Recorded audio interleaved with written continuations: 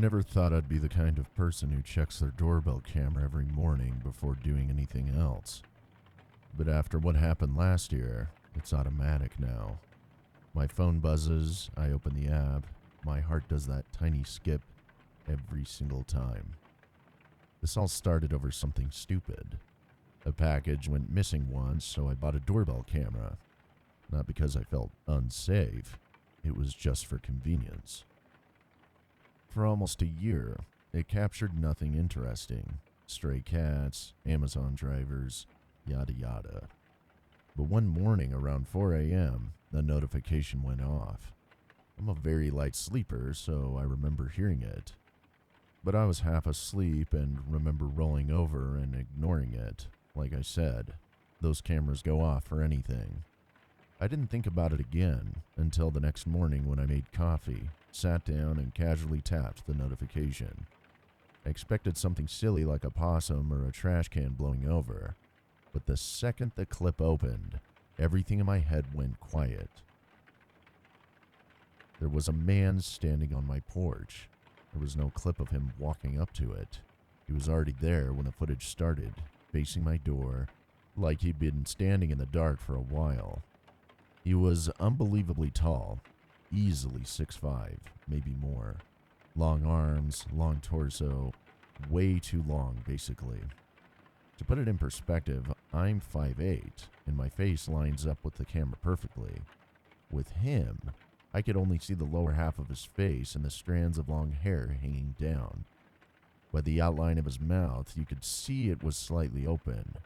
He was one of those mouth breathers. I actually felt nauseous watching it. He wasn't moving, he was just standing there like a freak. At first I thought maybe he was lost or at the wrong house, until I heard it. The sound of the doorknob.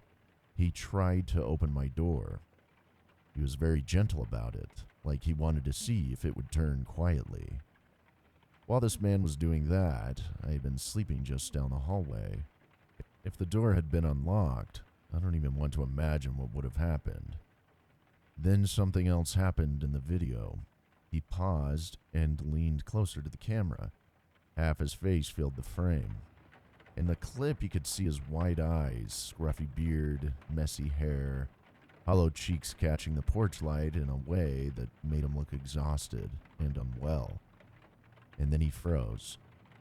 You can actually see the exact moment when he realizes he's looking straight into a camera. The moment he realized, he jerked back, looked left, then right, like he was checking to see if anyone was watching. And then he walked off the porch and disappeared into the dark. That was it. I sat there with my cup of coffee, staring at my phone in disbelief.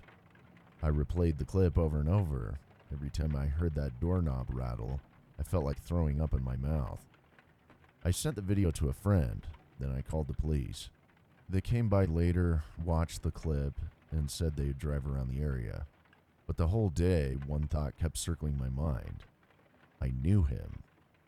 I couldn't place it at first, but something about him was familiar. It drove me crazy until later that evening I finally realized who he was. He used to work the late shift at the gas station nearby my street. He was always quiet, always wearing the same hoodie. He rang you up quickly and never made eye contact. But the height, that freakish height, it was impossible to forget. That was the man on my porch. There was no question in my mind that it was him. But here's the million-dollar question. How the hell did he know where I live? I never told him my name. We've never had a conversation. He didn't know me, so how did he find my house? I don't really want to know. I'm over it at this point. But after that, I started locking everything. Every window, every door, even the gate to the backyard has always been religiously locked. I check them twice, sometimes 3 times before bed.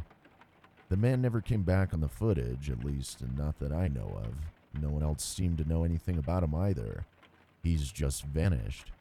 I still remember the way he stood there, the sound of the doorknob, the way he leaned into the lens like he was trying to understand what it was, and the way he looked disappointed when the door didn't open. To this day, every time I get a doorbell alert, even if it's just a cat, My entire body tenses before I check it.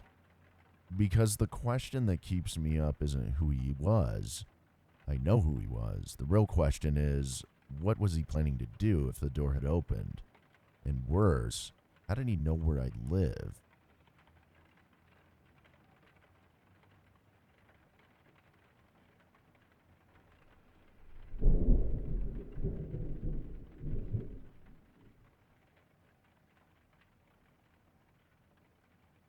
I moved to a mid-sized city in Illinois after a breakup that left me needing distance from almost everything familiar. I wasn't looking for anything fancy, I just wanted a quiet place where I could exist, regroup, and not think too hard about what came next. Money was tight and I was exhausted. I didn't want a roommate, but I also couldn't afford a standard lease. For a few weeks, I bounced between cheap motels while burning through the little savings I had left. One night, I started scrolling on Facebook Marketplace. That's when I found a furnished one-bedroom apartment listed for $650 a month. No deposit, utilities included. I recognized immediately that it sounded suspicious, but when you're worn down and running out of options, cheap doesn't feel dangerous, it feels more like luck. The person who listed it messaged me back almost immediately. He said his name was Matt. He explained that he was leaving the country to stay with his girlfriend for a few months and just needed someone to cover the rent while he was gone. We met outside the building later that day. Matt barely made eye contact. He looked pale, restless, and jittery, like he hadn't slept properly in a long time. He kept rubbing his forearms while we talked, glancing around the parking lot more than at me. I've had family members struggle with addiction. I recognized the signs, but I didn't press him about it, as I was focused on solving my own problem, not investigating hits. He gave me the keys, pointed out a nearby pizza place and laundromat, mentioned that he used to work on oil rigs, and then right before leaving he said, "If anything seems off, it's probably just the building." He then walked away. I stood there for a moment, replaying the sentence in my head, trying to decide if I was overthinking it. In the end, I told myself it was probably nothing. I moved in that same night. The apartment itself looked worn but usable. Old furniture, a scratched coffee table, a dusty couch. Some of Matt's belongings were in the guest bedroom closet, which I didn't love, but it wasn't really a deal breaker. The first couple of nights passed without incident. I ordered takeout, slept on the couch, and tried to enjoy the fact that I finally had a door I could lock behind me. But on the third night, I woke up around 3 in the morning to the sound of footsteps. My first thought was an upstairs neighbor. Then I remembered I was on the top floor. There was nothing above me except the roof. I came up with an explanation that allowed me to fall back to sleep. But as the days went by, I started paying attention to small things happening. The motion light in the hallway would turn on in the middle of the night, even though I never heard anyone walking. Once I also woke up and found the refrigerator door open. Each time, I convinced myself I was forgetting things. Stress can mess with your memory. Lack of sleep does too. But there was nothing to justify when, one morning, I walked into the living room and noticed the front door was unlocked. That was different. I knew I had locked it the night before. I always used the deadbolt. It was automatic for me, especially at a place I wasn't comfortable. I messaged Matt and asked if maintenance ever came by or if anyone else had a key. He replied, "No, just you." I told him about the door being unlocked. He responded, "No one else should have access." That was it. No follow-up, no concern, no questions. It felt like someone had been inside the apartment, but I couldn't prove it. I started locking my bedroom door at night. I kept a knife under my pillow. Before going to bed, I checked the closets, cabinets, and behind the shower curtain. A few days later, I noticed something I hadn't paid attention to before. Inside the hallway closet, there was a small ceiling panel, an attic hatch. It cracked open slightly, maybe an inch. I stared at it for a long time, trying to remember if it had always been that way. I couldn't. I messaged Matt again and asked if anyone had stayed in the apartment with him. He said no. I told him about the attic hatch. He read the message, but he never replied. That night, I decided I wasn't going to sleep. I turned off the lights and sat in the living room, watching the hallway. A little before 3, the hallway light turned on. The apartment stayed silent. I opened the closet and looked up. The hatch was still cracked. I dragged a chair over and climbed up. My hands were shaking so badly, I had to pause before pushing it open.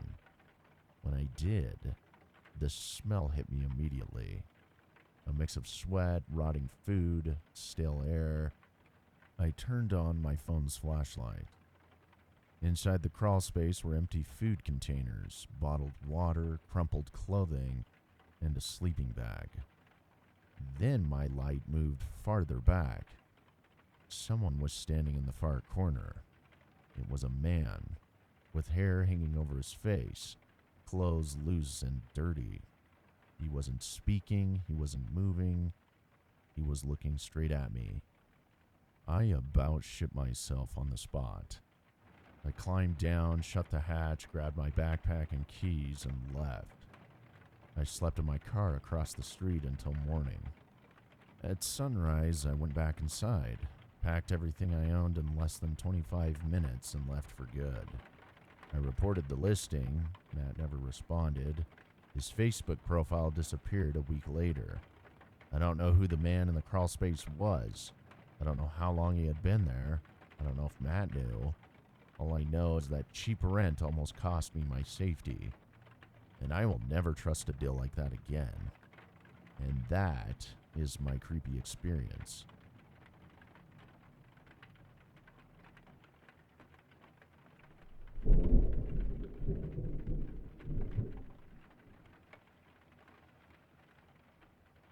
I am never buying used electronics off Facebook Marketplace ever again. This all started when my boyfriend and I moved into our apartment about a month ago. It wasn't our dream place by any stretch, but it was in a decent area, and most importantly, we could afford it. We did what everyone does when they're trying to save money and furnish a place from scratch. We went secondhand. Facebook Marketplace, thrift stores, random resale apps. We found most of what we needed that way. A couch, a table, some shelves, even this ridiculous lamp shaped like a mushroom that I kind of fell in love with. One of the last things I picked up was a smart speaker system, 2 satellite speakers and a main hub, listed cheap by a woman who said she was relocating. She sent me a short video showing the lights turning on and the speaker responding to voice commands. Nothing about it felt sketchy. A friend of mine had a similar one and she loved it. This one I was buying was off-brand, which I didn't mind at all. I'm the more tech-savvy one in the relationship, so I handled the setup. I connected it to our Wi-Fi, linked both of our phones, synced the app, named the devices, and ran through the whole process. Everything worked exactly the way it was supposed to. Music played, the weather updates worked, Spotify connected to the TV without any issues. After a few days, it even started recognizing our voices separately, which felt impressive but not surprising given how advanced technology is now. For the first couple of weeks, everything was fine. But then one morning, while I was getting ready for work, I opened the app to queue up some music and noticed a few odd entries in the playback history. They were labeled things like voice memo or test, each only a few seconds long, with no clear timestamps and nothing I could actually play. I showed my boyfriend and we both shrugged it off. We figured they were just wake-word misfires. Those devices are always listening for commands and sometimes they pick up random sounds. But it kept happening. More entries showed up under the same vague labels, and still nothing we could access or listen to. It started to feel off, like something wasn't right. A few nights later, I woke up around 2 a.m. because I thought I heard my boyfriend talking in the living room. It was clearly his voice, but quiet, like he was on the phone or trying not to wake me. I was about to get up and check on him when I realized he was asleep right next to me. The sound was coming from the speaker. It was his voice, repeating part of a sentence and then cutting off like a clipped recording. The next morning I brought it up, fully expecting him to tell me I'd dreamed it. He didn't. He heard it too. It hit me then that something wasn't right. At this point, we stopped laughing it off and started feeling genuinely concerned. I reset the entire system, which involved a factory wipe, deleted the app, reinstalled everything, changed passwords, set up new voice profiles. I did everything I could think of. Things stayed quiet for a few days and we started to relax again. But it started happening again. This time, the speaker played fragments of conversations we remembered having. Little pieces of sentences we'd said days or even weeks earlier. Grocery store closes at 9. Check the basement switch. Did you text your mom? These were our conversations that we both could recall. We went through every setting we could find. There were no saved recordings, shared devices, or unfamiliar connections. According to the system, we were the only users. I emailed the company directly with the serial number and explained what was happening. I asked if reused devices ever caused bugs like this. They replied the next day. The message was short and quite sinister, if I'm being honest. They told us the unit had been previously flagged in their system and should not be connected to any Wi-Fi network until their security team could investigate. That was it. No further explanation. Simply just don't use it. I replied asking what flagged meant. They responded again, this time with a police report attached. According to the report, the original owner had filed a burglary claim. Only 2 items were taken, a router and one of the smart speakers. They said the situation was being escalated and that we'd be contacted. That night, we shut everything down, the hub, the satellites, even the router. But at 3:07 a.m., I have no clue how, but both speakers turned on. I knew that because of the soft chime they make when they connect. I was lying there trying to convince myself to get up and unplug them when I swear to God I heard a whisper. It was too faint to understand, speaking into a microphone with bad gain. But it was not either of us. I did not recognize the voice this time. I yanked the power cords out of the wall and did not sleep that night. The next morning, the entire account history was gone. Playback logs, reset records, even our profile names. The system acted like it had never been set up at all. I called support immediately. They told me there was no record of our ticket, no flagged device, no open investigation. According to them, that serial number didn't even exist. That was my last straw. We smashed the hub, took the speakers across town, and dumped them at an electronics recycling center. We replaced everything with a cheap Bluetooth speaker that does one thing and one thing only. It doesn't listen. And we sleep just fine now. Every once in a while, my boyfriend tries to come up with a rational explanation. Maybe the burglars still had access. Maybe the router was compromised. Maybe the company wiped the data for legal reasons. Maybe. But I can't stop thinking about the third speaker, the one that was stolen, the one that's still out there, and whoever has it might have been listening the whole time.